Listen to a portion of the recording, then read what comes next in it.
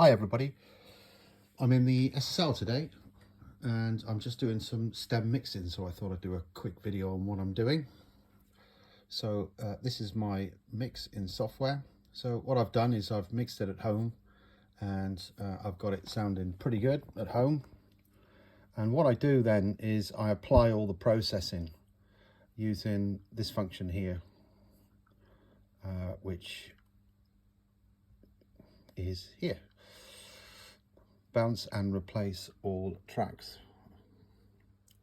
And what that will do is apply all the processing to the audio, so it will render it with all the processing on it, and give you a lot of tracks. What I do at that point also is I take my effects and I turn on the automation to get them into the track header, so that when I go to bounce and replace, it'll also bounce my my effects. And then once I've done that, you'll end up with quite a few tracks. As you can see, I'm up to 90 tracks, but then I put them into a summing stack. So I have 2 drum kits, some bass, lots of guitars, acoustic guitar and some clean guitar, lead vocals, vocal effects and backing vocals. So I put them into the stems, and then what I do is I take my stereo stems and then I just reassign the outputs to stereo outputs, and I've got 24 stereo outputs.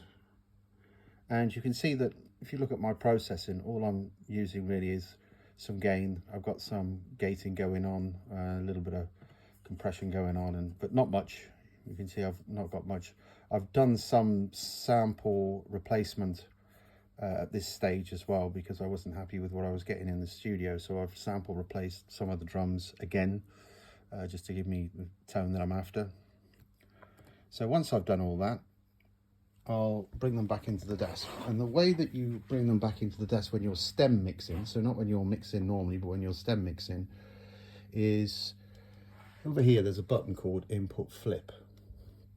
And what the input flip does is it flips the mic line input. So as you know, when you're recording, your mic input is the channel path. So it goes through the preamps and it's then routed into software. And the line input on the back of the console is the monitor path, so the path that you use to mix. And that doesn't actually go through the preamp, it just comes in at line level. And what that button does there is it flips the mic and the line inputs, so that the line input now comes back down the mic preamp, which is great because then it allows you to add some SSL preamp to your signals. Now, if you look here, you can see that there's a pad button. So what the pad does is that drops it down by something like 70 dB. And you'll need to do that, otherwise your levels will be through the roof. So you'll put the pad in. I've got the pad in all the way across.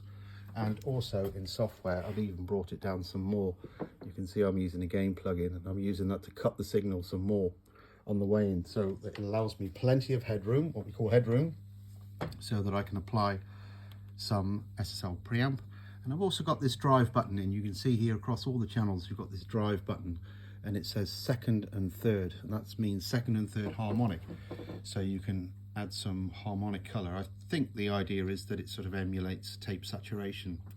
So you can apply some preamp and some tape saturation, and also you can see I'm using some compression and a little bit of EQ.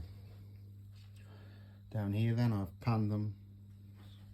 Some are panned wide stereo, some not so wide, some mono, bass for example, straight down the middle, and so on. And of course the track stacks will take any panning that I've got in the box. And then I'm ready to mix. And once I've mixed, I'm not at that stage yet, but once I've mixed it, I'll then solo them and bounce them back into the box as stereo channels. I might do some summing, I'm not sure. I might just leave them as stereo tracks and bounce them back in as stereo tracks.